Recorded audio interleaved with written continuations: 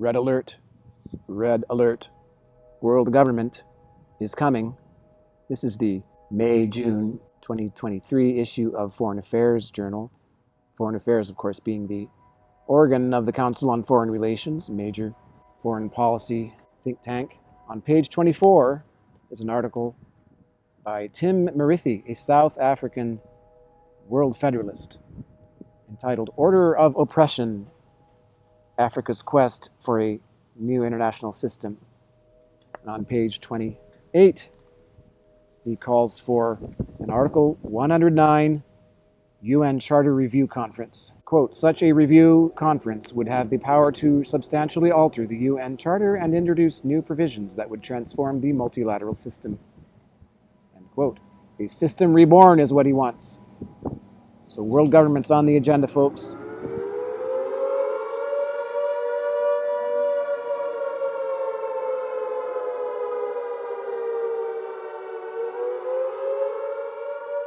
If you follow the history of the League of Nations, which was established at the end of the First World War, the League was not closed down for business, and then the United Nations opened up for business.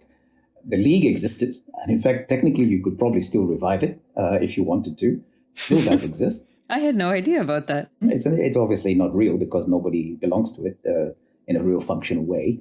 The doors were not closed. What happened was the United Nations Charter was drafted, and 51 member states decided to join it, and you had this coterie of members of the Security Council that ultimately, eventually, assigned to themselves the power of the veto.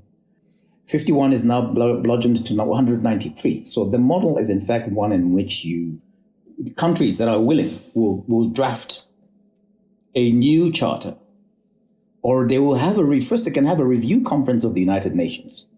And that review conference can actually lead to the establishment of a new charter, which does not have an elitist, two-tiered system of membership in which the permanent five are, in fact, the emperors, so to speak, the warlords, the overlords of the planet, and all the other minions and queaslings fall in the camps, or that these overlords are, in fact, self-defined for themselves and self-ascribed to the rest of the world. You're suggesting that while the Security Council and the UN functions as it is today, you would simultaneously get countries to agree to something new and different? Absolutely. 100%. Okay. 100%.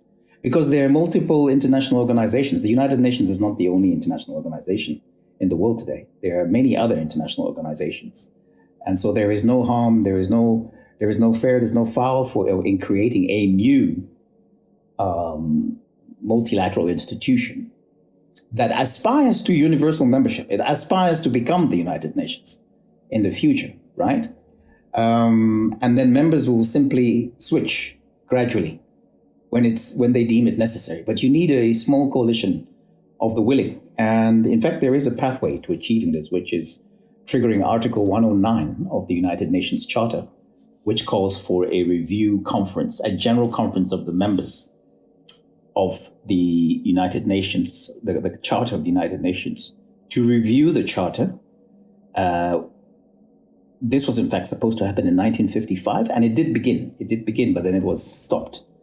And what this article requires is 2/3 of the vote of the members of the General Assembly, and the vote by any 9 members of the Security Council. So in fact, if none of the permanent 5 members of the Security Council vote for this conference, it doesn't matter. And they cannot veto it because the Charter says that they cannot veto it.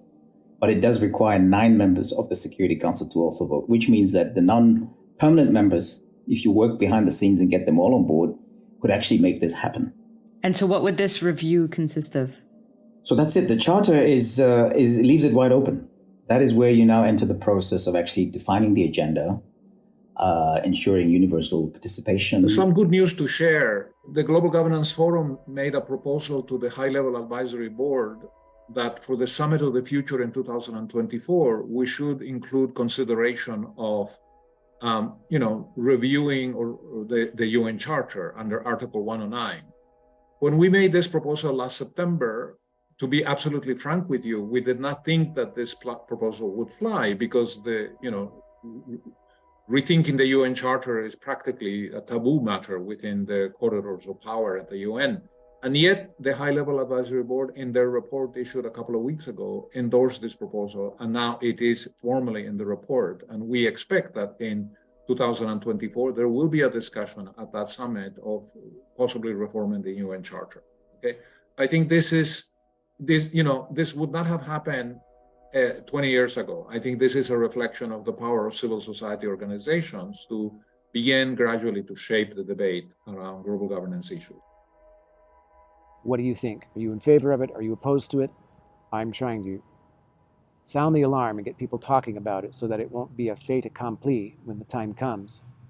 And this is foisted upon us. Draft resolution on Article 109 is extremely simple. I can actually put it together and email it to whoever wants to read it, with my colleagues at the Democracy Without Borders. Other NGOs, quite a number of NGOs working in New York have been on this issue for a very long time. This is the one that would trigger the review. 100%. And then see who wants to touch it. That's it. That's all that it takes. Because then at least you start the conversation and then it becomes serious. It becomes deadly serious once the resolution is on the table. Beyond that is simply a lot of hot air. There is a pathway through Article 109 of the UN Charter. You cannot control that process and you cannot control the agenda that will emerge out of that process. If you believe the process will be controlled, then it's not a real genuine conversation, right? So if you open up that can of worms, so to speak, let's call it what it is. Let's put the Trojan horse out there into the heart of the UN and see where it takes us. Power is never handed over. Never. There is no historical reality where power has been handed over willingly.